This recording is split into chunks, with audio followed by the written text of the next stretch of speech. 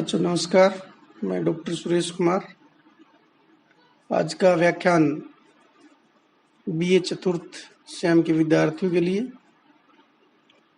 और व्याख्यान का जो हमारा विषय है वो है सूफी कवि।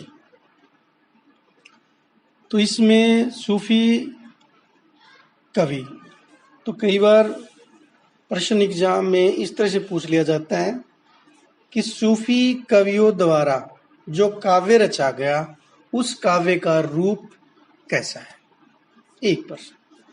कई बार यूं भी पूछ लिया जाता है कि सूफी काव्य धारा का संक्षिप्त परिचय दीजिए, और सूफी काव्य का दूसरा नाम प्रेमाख्यान काव्य है।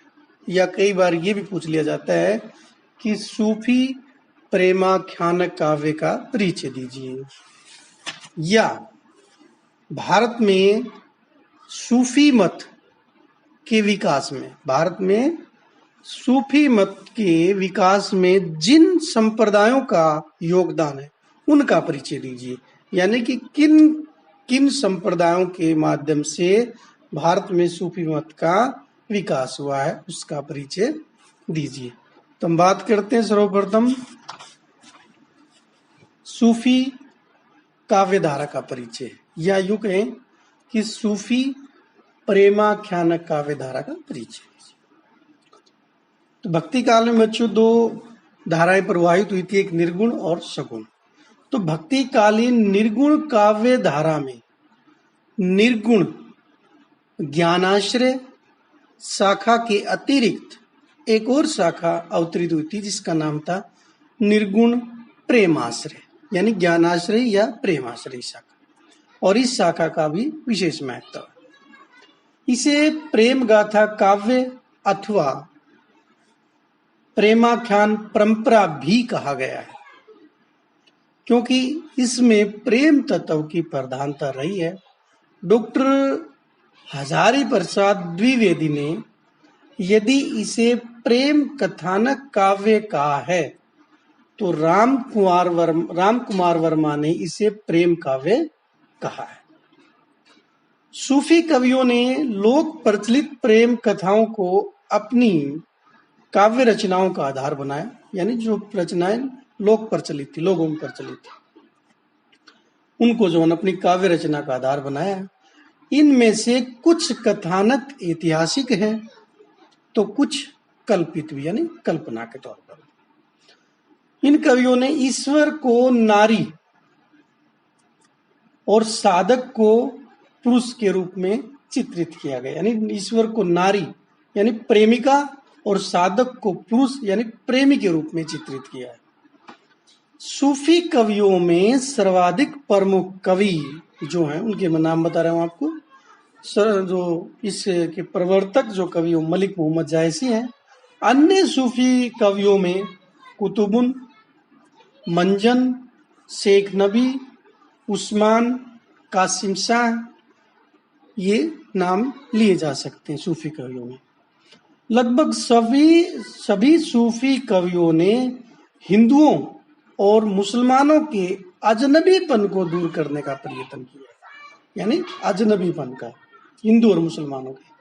इन्होंने मानव प्रेम, सहिष्णुता, उदारता आदि इनके काव्य के प्रमुख तत्व रहे, यानी इन्होंने अपने काव्य में मानव प्रेम को, सहिष्णुता को, उदारता आदि तत्वों को प्रमुख स्थान दिया है। यदि प्रश्न यहाँ तक ये पूछा जाए कि सूफी काव्य धारा का संस्कृत परिचय दीजिए तो आप यहाँ तक दे सकते हैं। और ये अब अगले इसमें टॉप में पॉइंट में बात करते हैं सूफी कवियों का काव्य का रूप कैसा है। ये तो परिचय था, अब बात करते काव्य का रूप कैसा है। सूफी कवियों ने प्राय लगभग प्रबंध काव्य की रचना की। बच्चों प्रबंध और मुक्तक दो प्रकार के काव्य रचे जाते हैं। तो सूफी कवियों ने प्राय लगभग प्रबंध काव्य की रचना की है जिनमें प्रेम तत्व की प्रधानता है। उन्होंने हिंदू परिवारों में प्रचलित प्रेम कहानियों को अपनी काव्य रचनाओं का आधार बनाया है। प्रेम कहानियों को अपनी काव्य रचनाओं का आधार बनाया है। प्रेमी प्रेमिका के कथानक में ये असंख्य दृश्यों, पात्रों, प्रसंगों और घटनाओं की योजना करते हुए चलते हैं। यानी जो प्रेमी प्रेमिका का कथानक जो लेते हैं उसमें असंख्य दृश्य, पात्र, प्रसंग और अनेक प्रकार की घटनाओं की योजना करते हुए चलते हैं। प्रेमी प्रेमिका के मार्ग में बाधाएं उपस्थित करने से ही उनके प्रेम की परीक्षा ली जाती है। यानी ये जो प्रेमी और प्रेमिका को जो कथानक के तौर पर लेते हैं, उनके इन्होंने लगभग जो है ना विरह का वर्णन ज्यादा करते हैं, वियोग का वर्णन ही करने में माहिर रहे हैं सूफी कवि। तो उनमें जो प्रेम में जो है ना बाधा उत्पन्न करते हैं। प्राय सभी सूफी प्रेमाख्यानक काव्यों का कथानक और वस्तु वर्णन लगभग एक जैसा है। इसमें नायक नायिका का सौंदर्य चित्रण भी रूढ़ है। प्रकृति वर्णन के साथ साथ तूफान, अजगर, हाथी, राक्षस, डायनों की करतूतें, जादू टोना आदि का भी चित्रण करता है। इन प्रेमाख्यानों का अंत प्रायः दुखद ही होता है। संघर्ष करते हुए नायक और नायिका दोनों मिलते हैं, लेकिन अंत में जो दोनों काल का ग्रास बन जाते हैं। ये सूफी कवियों का काव्य का रूप है।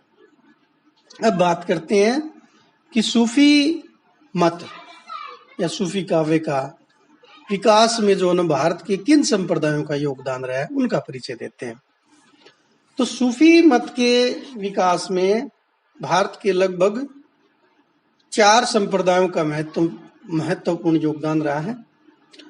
प्रथम जो संप्रदाय हो चिश्तिया संप्रदाय, इसके जो संस्थापक हैं वो है ख्वाजा अब्बू इसहाक सामी चिश्ती।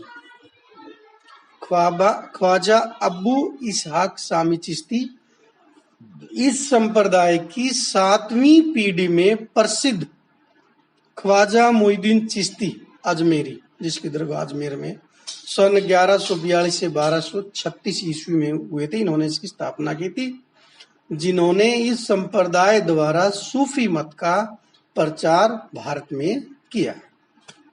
1165 ईस्वी में ये अजमेर आकर रहने लगे।